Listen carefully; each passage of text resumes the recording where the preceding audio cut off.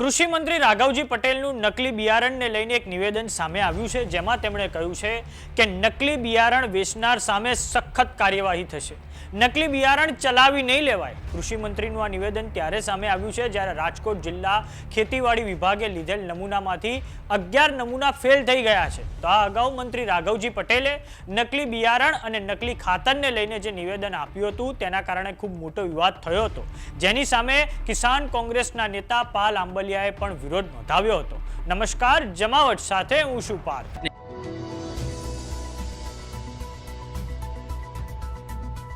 નકલી પનીર, નકલી ઘી અને નકલી દૂધની જેમ હવે રાજ્યમાં નકલી બિયારણનો ત્રાસ હાલના દિવસોમાં ખૂબ વધી ગયો છે। રાજકોટ જિલ્લા ખેતીવાડી વિભાગે લીધેલ નમૂનામાંથી બિયારણના 11 નમૂના ફેલ થઈ ગયા છે। તો હવે નકલી બિયારણને લઈને કૃષિ મંત્રી રાઘવજી પટેલનું નિવેદન સામે આવ્યું છે, જેમાં તેમણે કહ્યું છે કે રાજ્યના ખેતીવાડી ખાતા દ્વારા નિયમિત ચકાસણી થતી હોય છે, જે કોઈ ફરિયાદો આવે છે એના ત્વરિત નિવારણ માટે કાર્યવાહી કરવામાં આવશે।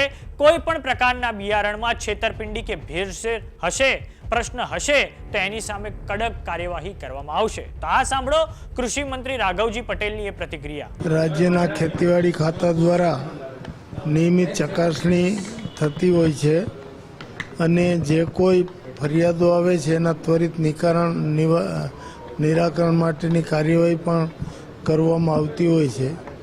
કોઈ બિયારણમાં કોઈ પણ પ્રકારની છેતરપિંડી કે ભેળસેળ કે એવા કોઈ પ્રશ્નો હશે તો એની સામે કડક કાર્યવાહી રાજ્ય સરકાર કરશે। આ અગાઉ કૃષિ મંત્રી રાઘવજી પટેલનું નિવેદન નકલી બિયારણ અને નકલી ખાતર પર સામે આવ્યું હતું, જેના કારણે વિવાદ થયો હતો। કૃષિ મંત્રી રાઘવજી પટેલ જ્યારે જૂનાગઢમાં હતા ત્યારે તેમને સવાલ પૂછવામાં આવ્યો હતો કે ખેડૂતોએ નકલી બિયારણ અને નકલી ખાતરને લઈને અનેકવાર રજૂઆતો કરી હોવા છતાં કેમ તેમની ફરિયાદોનું નિવારણ નથી આવતું, ત્યારે કૃષિ મંત્રી રાઘવજી પટેલે કહ્યું હતું કે મારા સુધી આ ફરિયાદ પહોંચતી જ નથી। રાઘવજી પટેલના આ જવાબને લઈને વિવાદ થયો હતો। આ નિવેદન પર ગુજરાત કિસાન કોંગ્રેસના નેતા પાલ આંબલિયાએ વળતો પ્રહાર કર્યો હતો, જેમાં તેમણે કહ્યું હતું કે અનેકવાર ખેડૂતોએ આવી રજૂઆતો કરી છે, તેમ છતાં બધાની સંડોવણી હોય છે, એટલે એમને છુપાવવા માટે આવા નિવેદનો આપવામાં આવે છે। કૃષિ મંત્રીનું એ નિવેદન સાવ ખોટું છે। તો આ સાંભળો કિસાન કોંગ્રેસના નેતા પાલ આંબલિયાએ શું કહ્યું હતું। સર, એક બીજી વાત કે બિયારણ છે, હમણાં જુનાગઢ અને ભાવનગર જે હતું ત્યાં ડુપ્લિકેટ બિયારણ છે ને, જે જુનાગઢનું બિયારણ છે તે ગોંડલ માર્કેટિંગ યાર્ડમાં વેચાવા માટે આવ્યું હતું। છેવાડાના ખેડૂત છે તેના આગળ બિયારણ પહોંચતું નથી સાહેબ।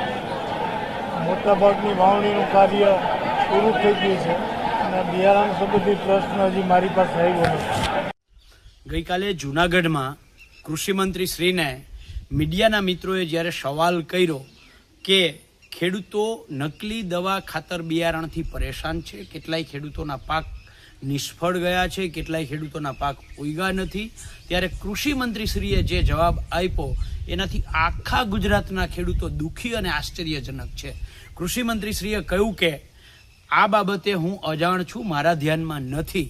ત્યારે સવાલ એ થાય છે કે રાજ્યના કૃષિમંત્રીશ્રી અને આખી સરકાર શું નિંદ્રાધીન છે કે આખી સરકારને અગાઉ મેં જેમ કહ્યું હતું એમ કૃષિમંત્રી અને રાજ્યના ખેતી નિયામક સરકારને બદનામ કરવાનું ષડયંત્ર કરે છે। ગુજરાતમાં ખેડૂતોના પ્રશ્નો દિવસે ને દિવસે વધતા જાય છે। થોડાક સમય પહેલા સુરેન્દ્રનગરમાં પણ ખેડૂતોએ કલેક્ટર કચેરીએ ધરણા પ્રદર્શન કર્યા હતા, કેમ કે હજુ સુધી તેમને ઓક્ટોબર 2024માં થયેલા કમોસમી વરસાદ માટે વળતર નથી મળ્યું।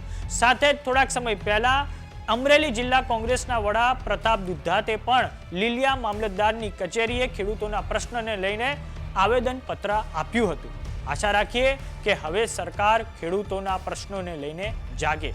તો નકલી બિયારણ અને નકલી ખાતરના પ્રશ્નને લઈને તમારું શું માનવું છે અમને કોમેન્ટ બોક્સમાં લખીને જરૂર જણાવો। જો તમે અમને યુટ્યુબ પર જોઈ રહ્યા તો સબસ્ક્રાઇબ કરો, જો તમે અમને ઇન્સ્ટાગ્રામ અને ફેસબુક પર જોઈ રહ્યા તો ફોલો કરો। નમસ્કાર।